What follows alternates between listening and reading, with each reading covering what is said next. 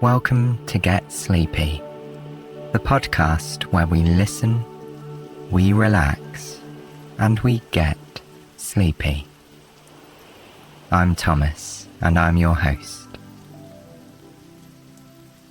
Begin with a few slow, controlled breaths, drawing the air in and feeling the rise of your chest and stomach. Then gently letting the air back out as the weight of your body sinks into bed. Breathe in again. Hold for a moment and exhale slowly. With each breath, try to deepen your focus in the here and now.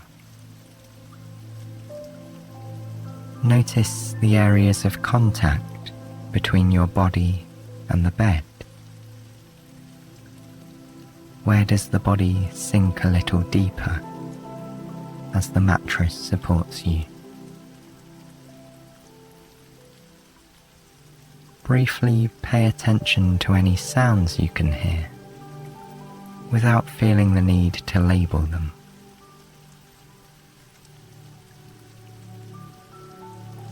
With your eyes closed, just visualize the space around you, the objects you are familiar with, the shape of the room, and the colors of the walls and ceiling.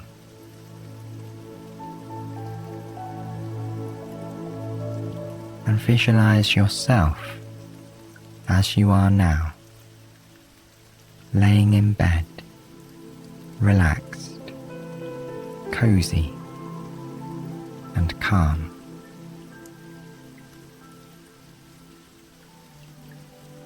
Take one last deep breath, and then smoothly release the air back out.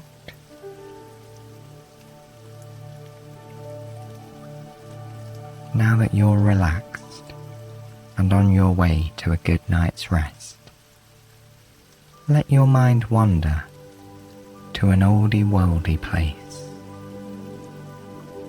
a magical city like one out of a fairy tale. Because it is here, in this fairy tale land, where our story begins.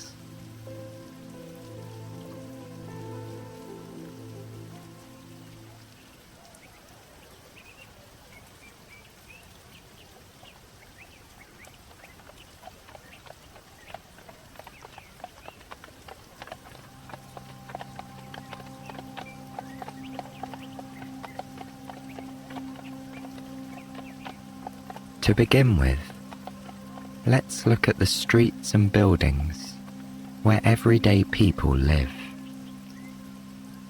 Lots of houses are joined together in long rows, with little yards and gardens behind them. Built with sand-coloured stone and topped with golden roof tiles, they shine like treasure in the daylight. It's a beautiful day, and at the time we see it, in late afternoon, the sun glows warm and bright in a clear blue sky. The light shines on the people below, who wander about the stone paths and cobbled roads. Here we see townsfolk going about their day, dressed in plain, old-fashioned clothing. There's a friendly-faced woman out walking her dog, and coming towards her from the opposite direction, a group of merry children walks home from school with books in hand. When they cross paths, the children wave and say hello to the woman pausing to pet her dog's fluffy head before continuing on their way. On a different street, other people are still at work, pushing wooden carts along the road, filled with goods of every kind. One man sells flowers, and his cart is bursting with colour. The smell of those pretty blooms trails behind him everywhere he goes, filling the air with the most wonderfully sweet perfume. It travels with him, past the golden houses, where parents and children are beginning to return home, and into the high street, where the town's best shops are clustered together. Soon he arrives at his own shop, where he pulls up his cart. The few flowers that he still has will go back inside to be sold tomorrow, except for a bouquet of bright red roses that he will take home for his wife. As he packs everything away for the evening, he makes happy chit-chat with the baker next door. She too is out at the shop front, readying her horses and cart for her final delivery before heading home.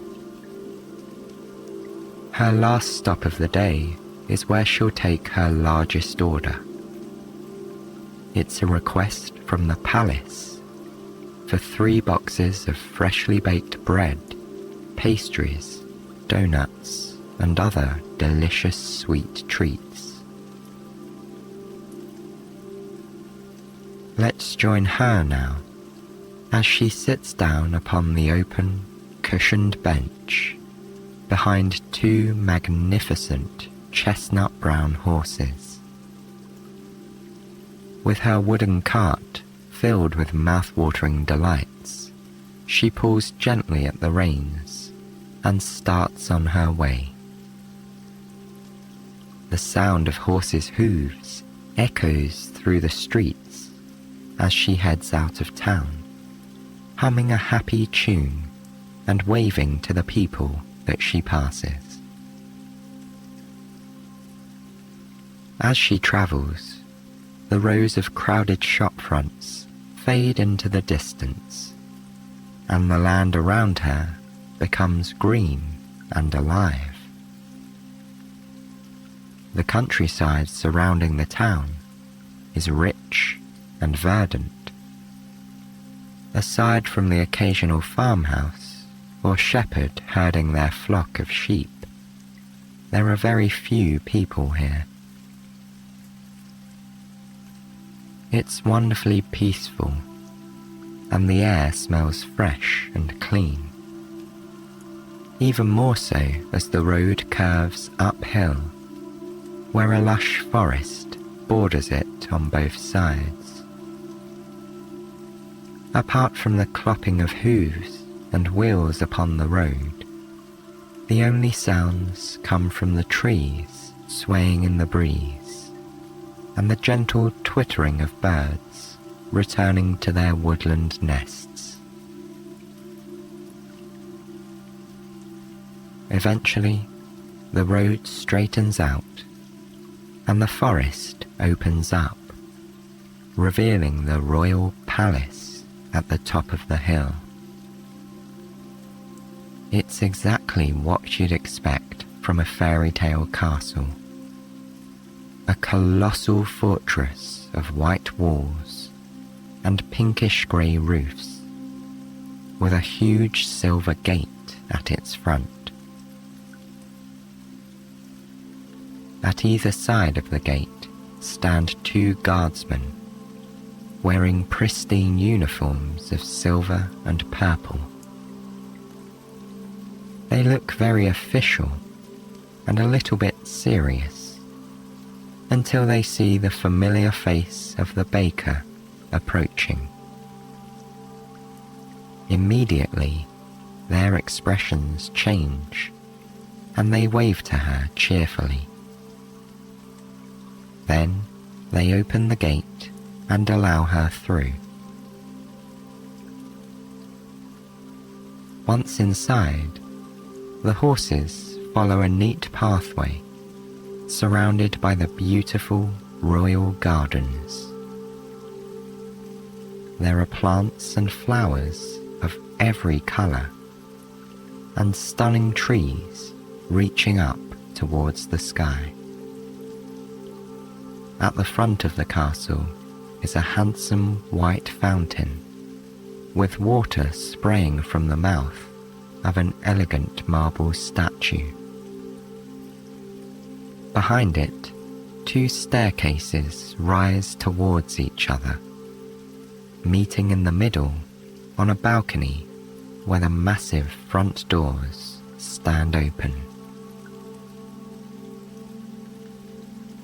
Bringing the horses to a stop between the fountain and the steps, the baker hops off her seat and greets the kitchen maids who are waiting there.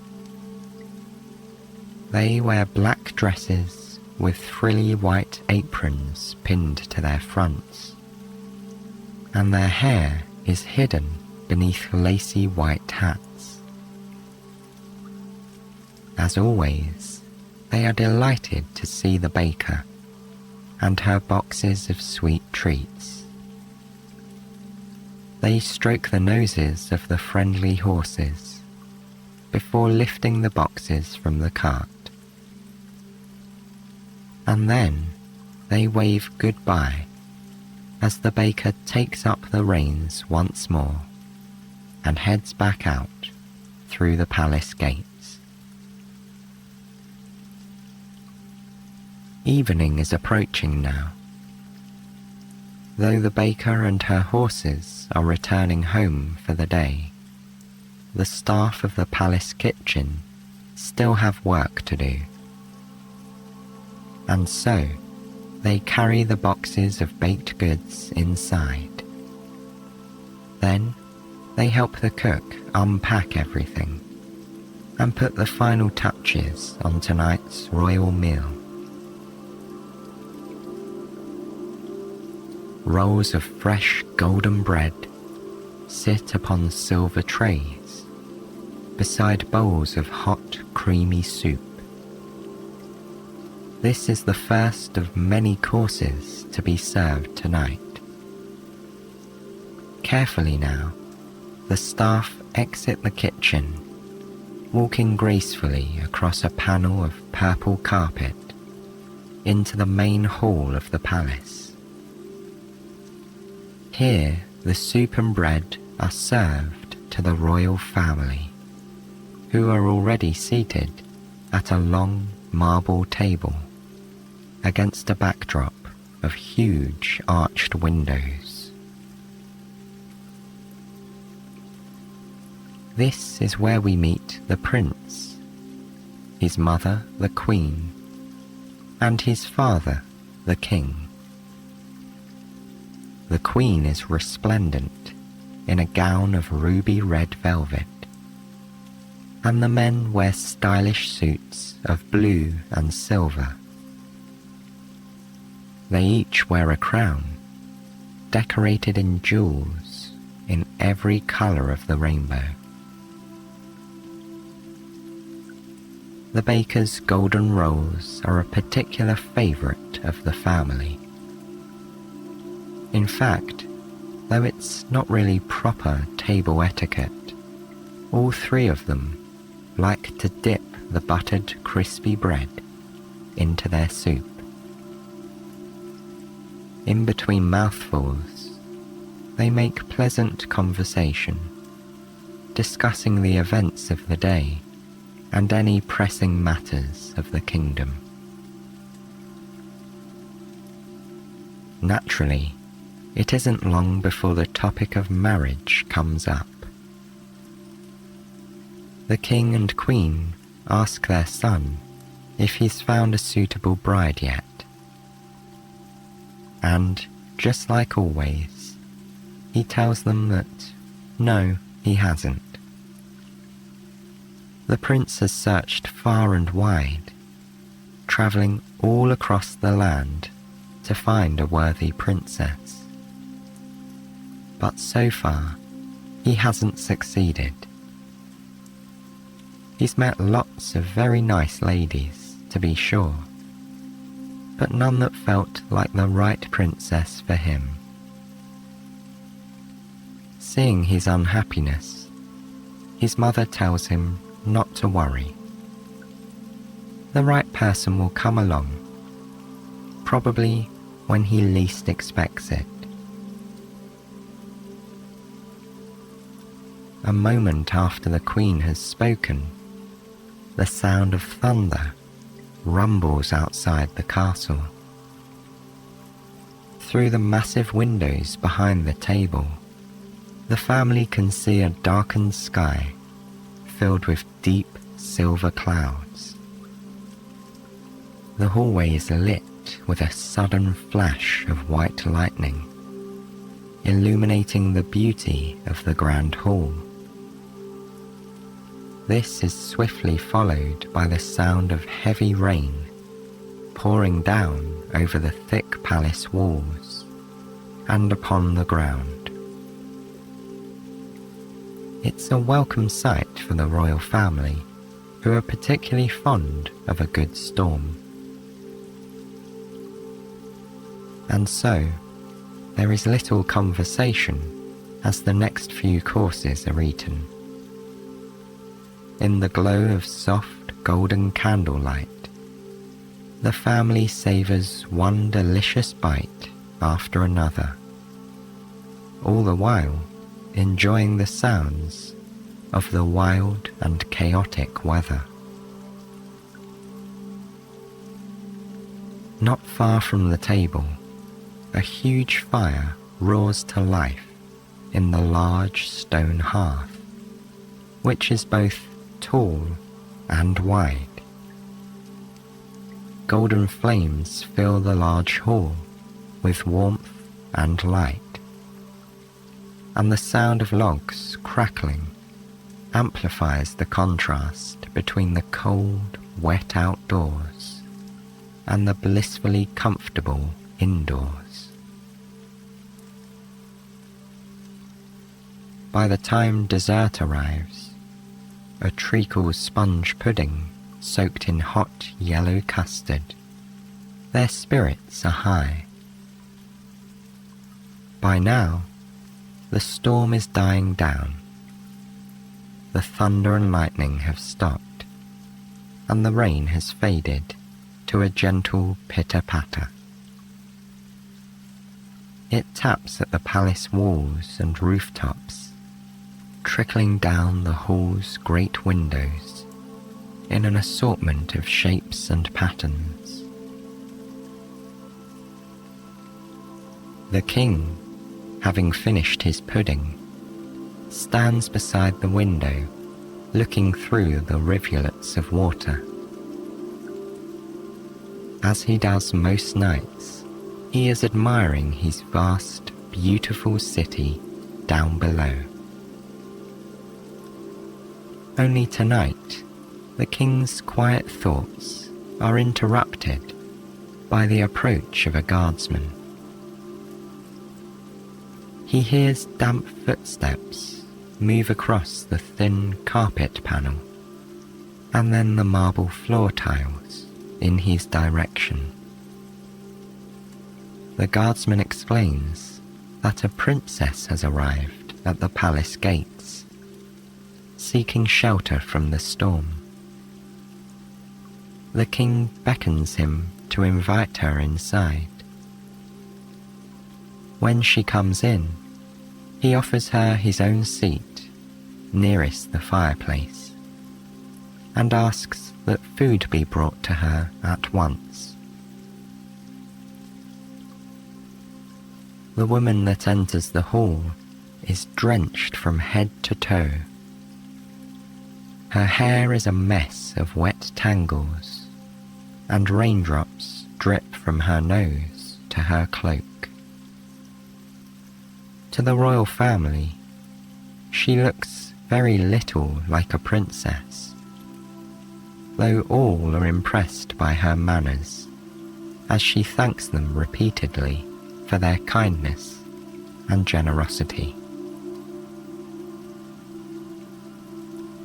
They watch her with curious eyes as she dips bread rolls into her soup, just as they did earlier. She only pauses to comment on how tasty the rolls are, and to gush about how beautiful the storm was, though it's clear she would rather have seen it from inside the palace.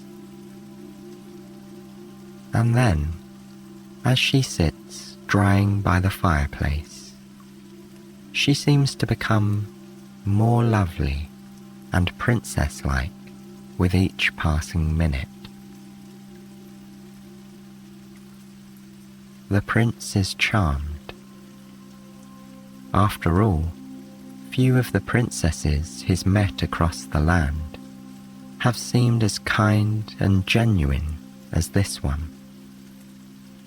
And none, he thinks, would be so adventurous as to go out walking such a distance in the rain.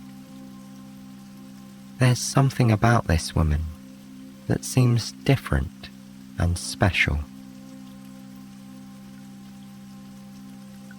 His mother, however, isn't so sure.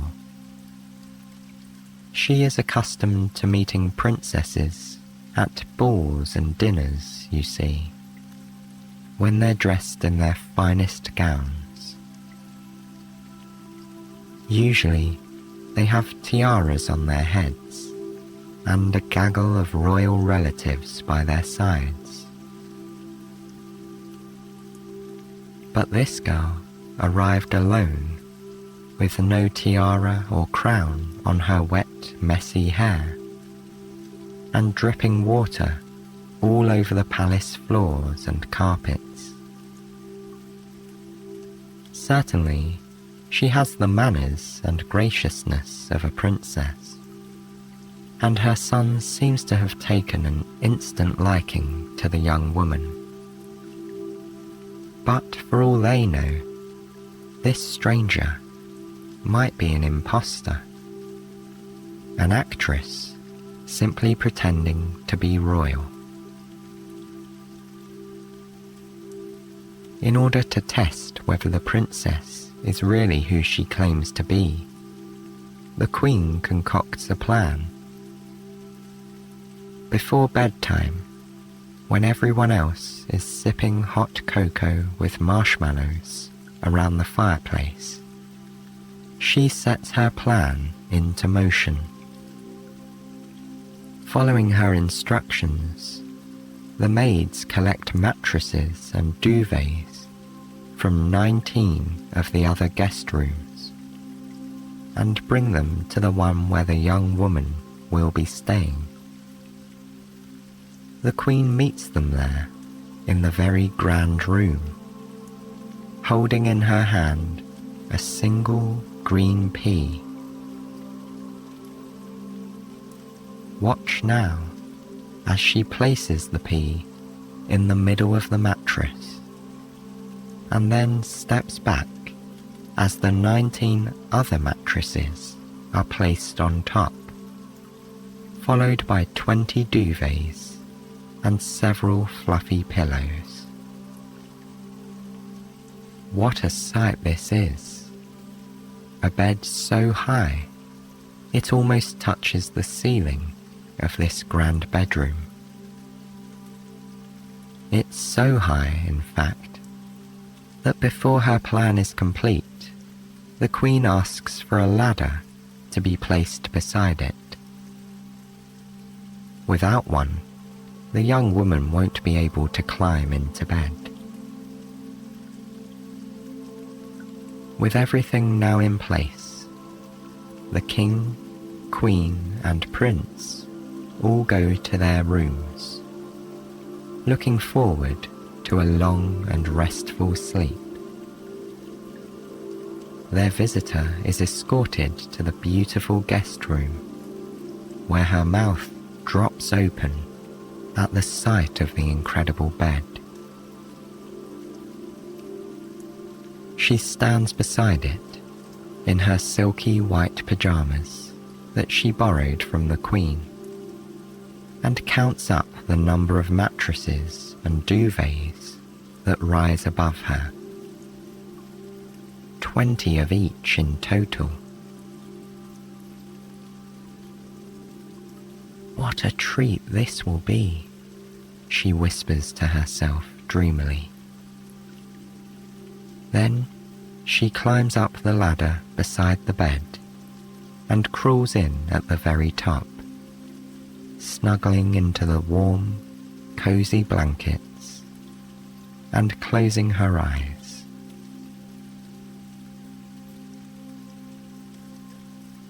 The next morning, the princess awakens after a night that was anything but restful.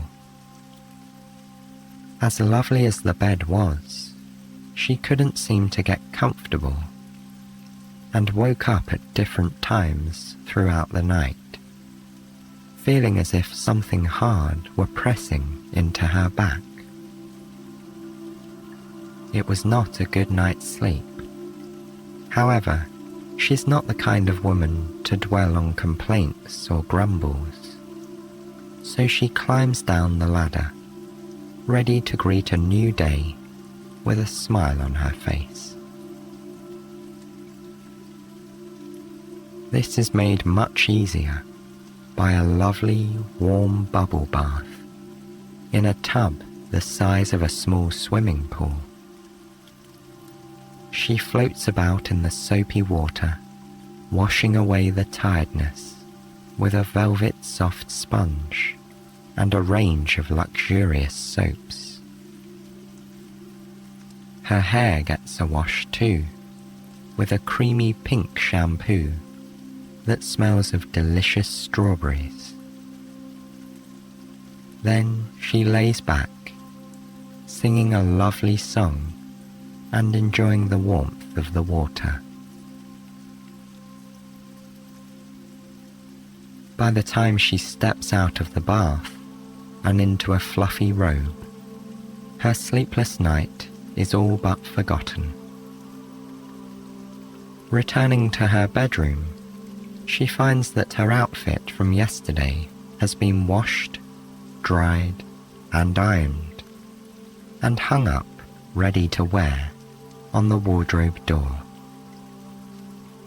She pulls it on, one piece at a time, delighting in the softness of the fresh, dry fabric against her skin.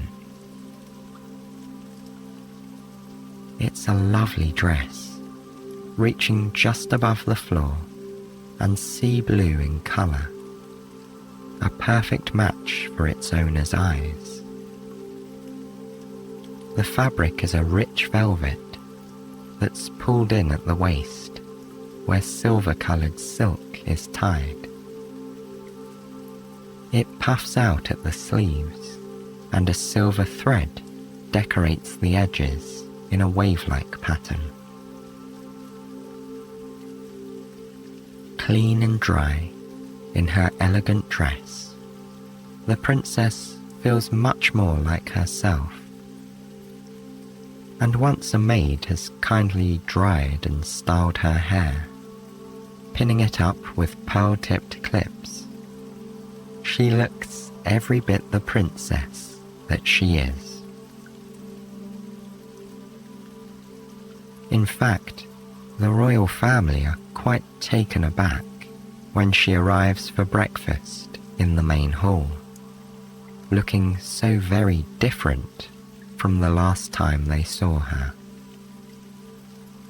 She carries the fragrance of soap and strawberries upon her hair and skin. It wafts over the table like a blanket of sweetness. Even the Queen is impressed. Of course, she has to be sure that this stranger, as lovely as she might be, is actually a real princess. She has to find out if her experiment worked. So, as the family are tucking into their morning croissants, buttery and golden as the baker always makes them, the Queen begins to inquire as to how the girl slept. The princess wishes to be honest without seeming impolite. She sips on her freshly squeezed orange juice as she thinks of what to say. "Your Majesty," she begins, "I have never slept in a bed so tall and grand as that one. Just climbing up into it was a wonderful adventure." Then she clears her throat a little nervously and adds, "But in all honesty, I did not sleep well. No matter what position I was in, I seemed to be lying on something hard and uncomfortable. I can't begin to think of what was in that bed." And with these words, the Queen laughs heartily, joined soon after by the King, who already knows of his wife's clever plan. The Queen then explains that what the girl felt was a tiny green pea, which proves that she must indeed be a princess. Only a real royal princess would be so sensitive that she might detect the presence of a solitary pea between 20 mattresses and 20 duvets. At this, the table erupts into laughter, followed by many heartfelt apologies from the Queen for ever doubting the princess's sincerity. "I suppose it might help if I were to wear my crown," the princess says. "But alas, it's so heavy that I only bring it out for special occasions." Around her at the breakfast table, the King, Queen, and Prince each wear crowns on their heads. And it's true, they are as heavy as they are beautiful. "You're so right, my dear," says the King. "It really is a heavy thing. I don't know why we wear ours so often. Just habit, I suppose." And with that, the King lifts his hands to his head and takes off his golden, jewel-encrusted crown. He sets it down on the table, grinning from ear to ear, delighted to be free of the extra weight. Seeing his relief, the Queen and Prince follow suit, taking off their crowns and placing them down on the marble table. This is the first of many breakfasts that the merry foursome will share together. Even without his mother's help, the prince had already decided that this girl was a princess, and that she is the one he's meant to marry.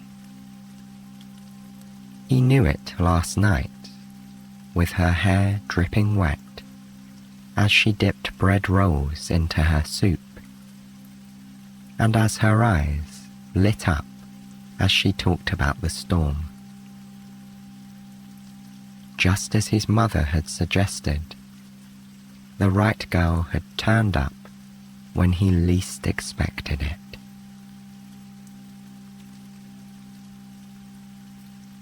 And this is where our story ends, though it's only the beginning for the young prince and princess.